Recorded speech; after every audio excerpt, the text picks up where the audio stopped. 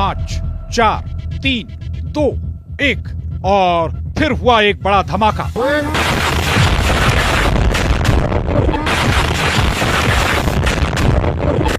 एक के बाद एक धमाके पर धमाके। ये वीडियो सीरिया के शहर अलेप्पो से आया है। सीरिया के अलेप्पो में हयात तहरीर अल शाम के आतंकी जश्न मना रहे थे, तभी पुतिन के फाइटर जेट ने बम गिरा दिए। ऐसा ही खतरनाक हमला रात में भी हुआ जब अलेप्पो पर पुतिन ने लगातार बम बरसाए। पुतिन का इरादा साफ है। पुतिन ने सीरिया के नए युद्ध को 48 घंटे में खत्म करने का फैसला कर लिया है। पुतिन नहीं चाहते कि सीरिया का युद्ध फिलिस्तीन के गाजा जैसा बन जाए, या फिर लेबनान में तब्दील हो जाए, या फिर यूक्रेन बन जाए और सीरिया फिर से ऐसी जंग की चपेट में आ जाए जिसकी आग बुझाने में महीनों नहीं बल्कि कई साल लग जाएं। दुनिया ये आग लंबे अरसे से अपनी टीवी और मोबाइल स्क्रीन पर देख रही है और पुतिन अब सीरिया की चिंगारी को बड़ी आग में बदलने से पहले बुझा देना चाहते हैं। इसीलिए पुतिन ने लिया है बहुत बड़ा फैसला जो तुर्की के राष्ट्रपति अर्दोआन का ब्लड प्रेशर बढ़ा देगा, क्योंकि इस वक्त सीरिया में जो कोहराम मचा है उसकी स्क्रिप्ट राइटर तुर्की के राष्ट्रपति रेसेप तय्यप अर्दोआन ही बताए जा रहे हैं। खबर यह है कि पुतिन ने सीरिया में तैनात कर दिया है अपना सबसे खतरनाक कमांडर। नाम है अलेक्जेंडर चेको। अलेक्जेंडर चेको ने ही 2017 में अलेप्पो को आईएसआईएस और अल कायदा के आतंक से आजाद कराया था। पुतिन को 100% भरोसा है कि जनरल अलेक्जेंडर चेको 2024 में ही अलेप्पो को फिर से आजाद करा देंगे।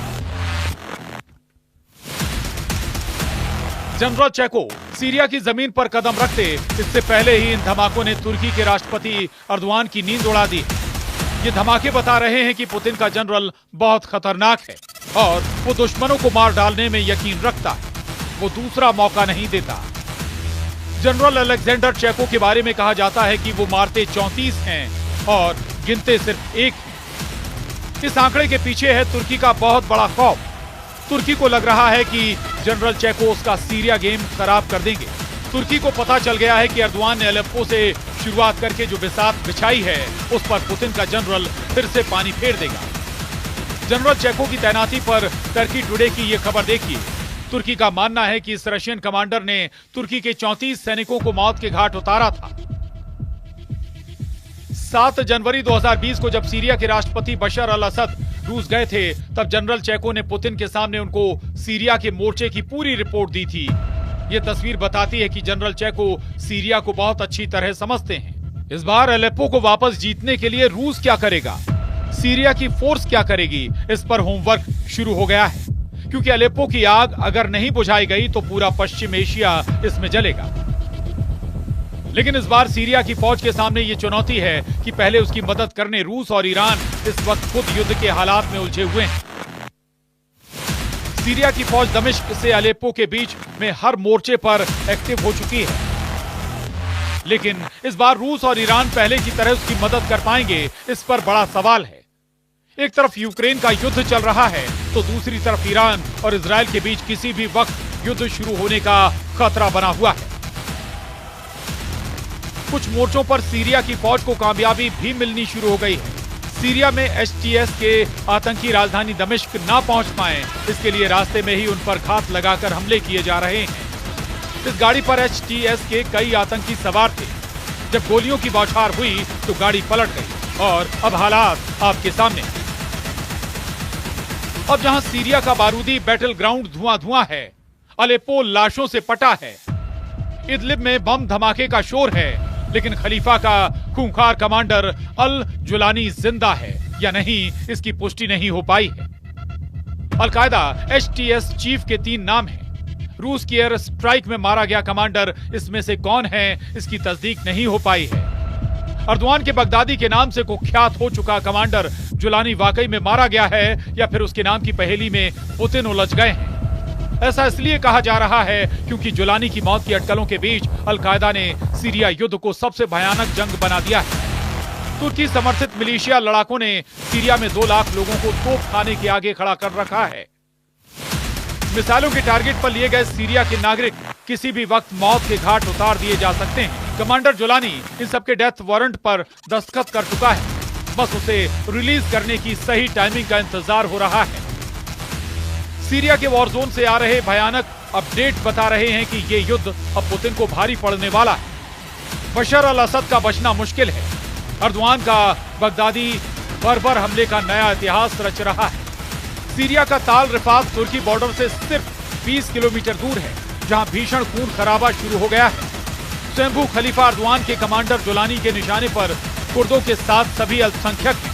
सीरिया की सुविधा के ड्रस सिटी में विद्रोही गुटों ने सभी अल्पसंख्यकों का धर्मांतरण शुरू करवा दिया है। अलेप्पो पर कब्जे के बाद क्रिसमस के लिए लगाए गए पेड़ों को बर्बाद कर दिया गया है। सीरिया सिविल वॉर के दोबारा भड़कने के बाद पोप ने जिस बात का डर जताया वो हकीकत होता दिख रहा है।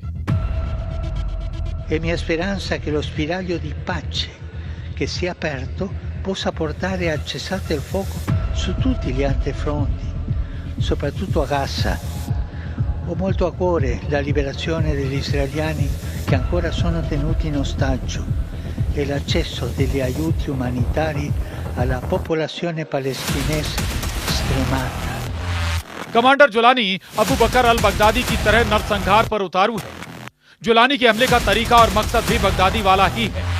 बगदादी जैसे लड़ाके, बगदादी जैसे विनाशकारी हथियारों से लैस कमांडर जुलानी के लड़ाके सीरिया को रौंद रहे हैं। कमांडर जुलानी का पावर हाउस तुर्की है, लेकिन जुलानी जिस तहरीर अल सलाम का सुप्रीम लीडर है, वो अकेले दम से बशर अल असद हुकूमत को उखाड़ फेंकने का दम रखते हैं। जुलानी की हिस्ट्री शीट उसे सीरिया का सबसे खूंखार कमांडर बताती। मतलब कमांडर जुलानी को किसी अदने से टेरर ग्रुप का लीडर समझने की भूल ना बशर कर रहे हैं, ना ही पुतिन करने वाले हैं। अर्दवान ने सीरिया में वॉर कॉन्ट्रैक्ट ऐसे खूंखार कमांडर को सौंपी है जो अबू बकर अल बगदादी से भी कई मामलों में 100 कदम आगे है। जुलानी का खात्मा अगर हो चुका है तब भी टेरर ग्रुप से खतरा टला नहीं है।